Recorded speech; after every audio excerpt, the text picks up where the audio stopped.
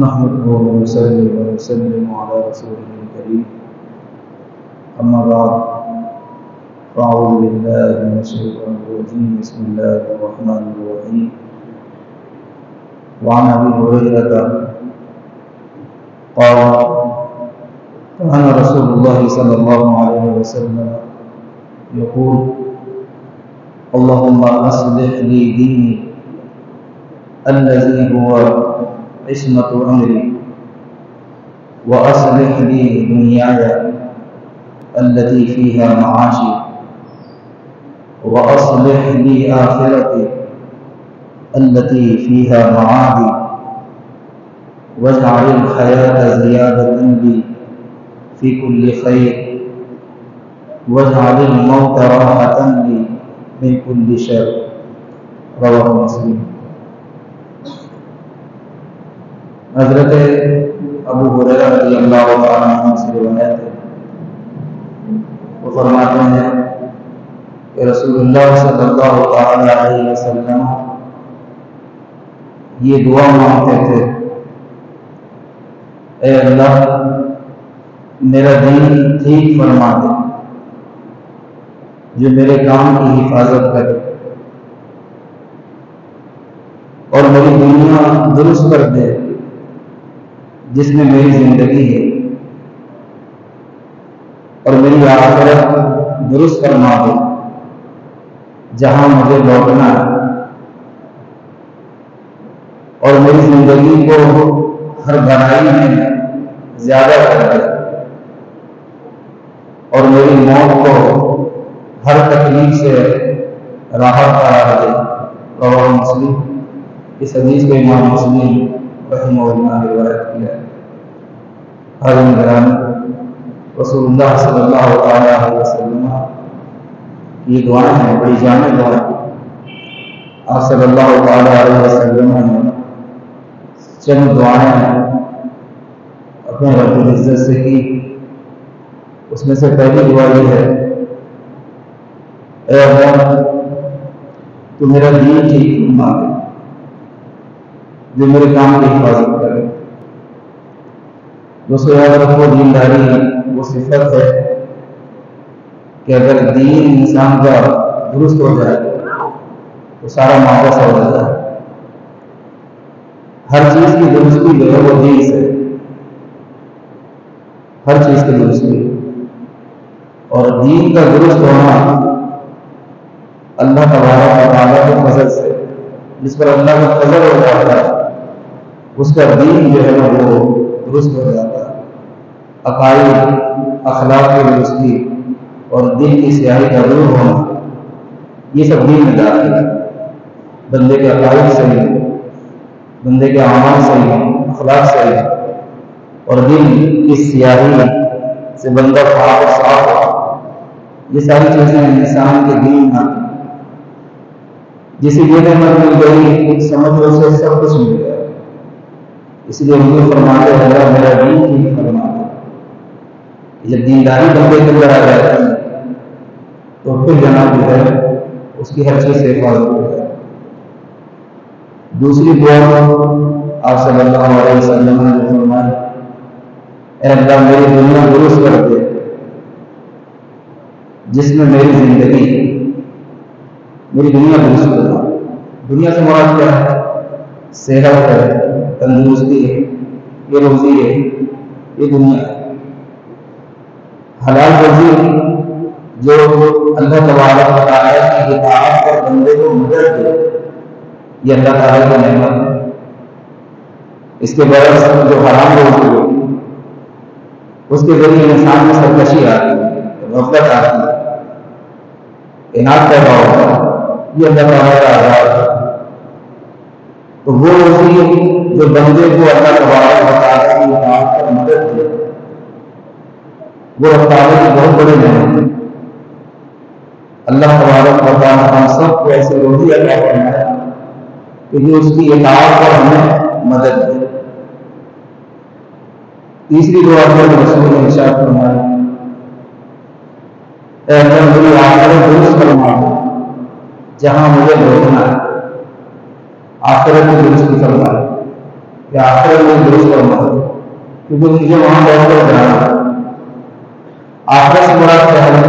قبر ہے، قبر کی زندگی، حشر کی زندگی اور مابعد حشر، ابدی آباد، یعنی دنیا سے مرنے کے بعد جو ہمیشہ کی زندگی، وہ آخرت کی زندگی۔ چونکہ ہم اسی عالم سے آئے ہیں،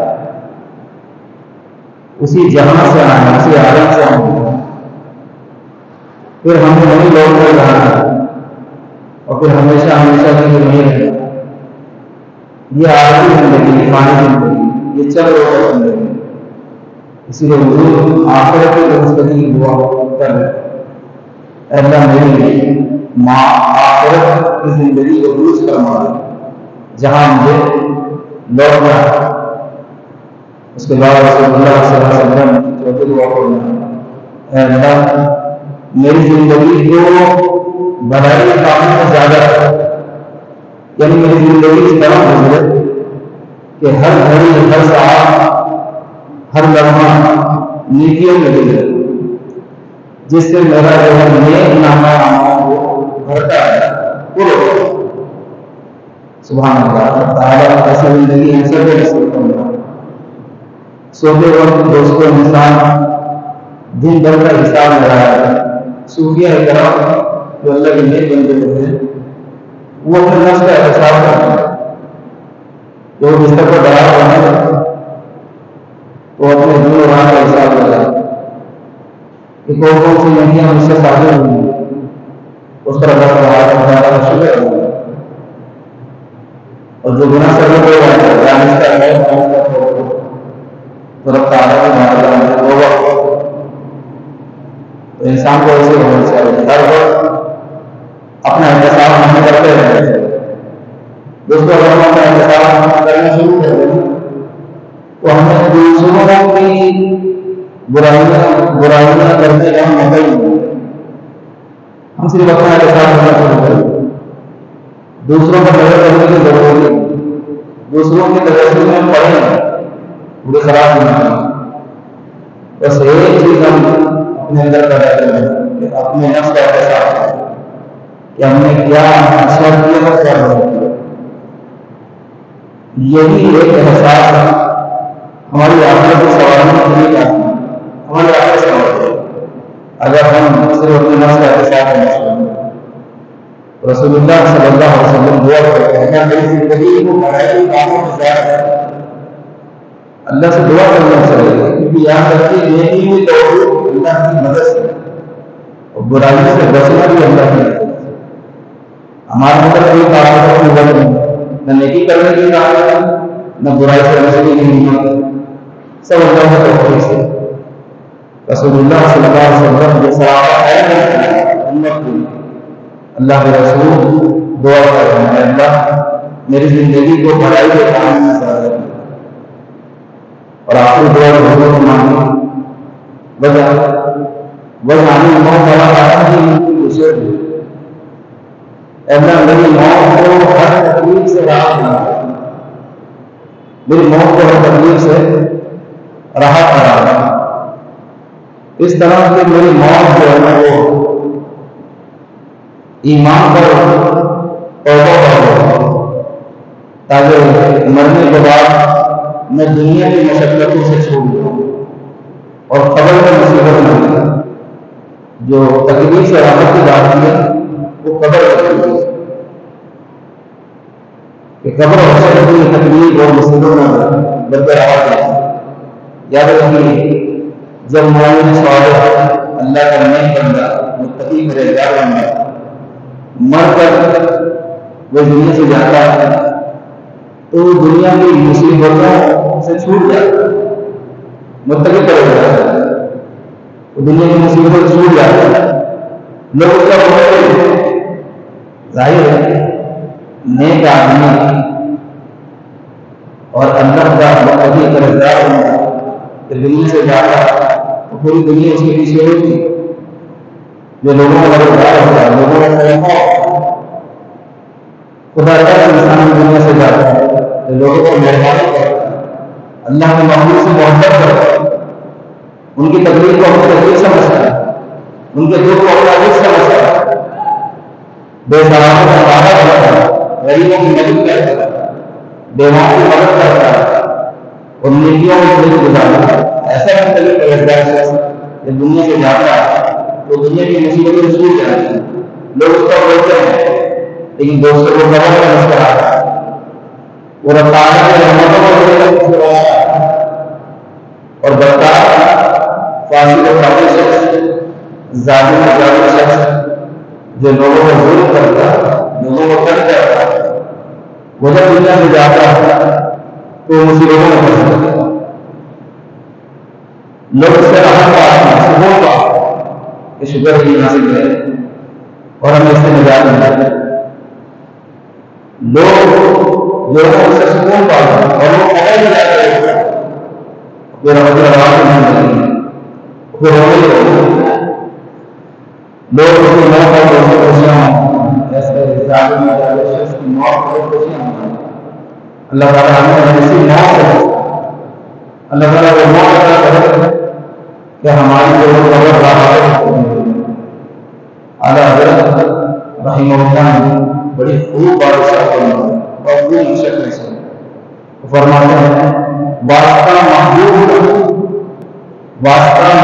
کا دنیا میں جو سنی ہے یوں نہ فرمانا میرے شاہد کہ وہ فاضل ہے۔ عرش اب مومن صالح یہ تو فاضل شخص ہے جس کے بارے میں اعلیٰ حضرت نے اب جو مومن صالح ہے، نیک ہے، متقی پرہیزگار ہے، وہ جب دنیا سے جاتا ہے تو کس شان سے جاتا ہے؟ آدمی میں آتا ہے متقی پرہیزگار شخص کی روح اس کی قفس مسئلے کا پرواز کرتے ہیں تو اللہ کے رحمت کے فرشتے اس کی روح کو خوشبو میں بسا ہوا جناب جو ہے کپڑا جس کے اندر اس کو لپیٹ وہ اللہ کے حکم دے جاتا ہے اور فرشتے ایک دوسرے سے سبقت کرتے ہیں، وہ کہتا ہے میں لے جاؤں گا، کہتا ہے میں لے جاؤں گا، یعنی ایک دوسرے پر مسابقت ہے۔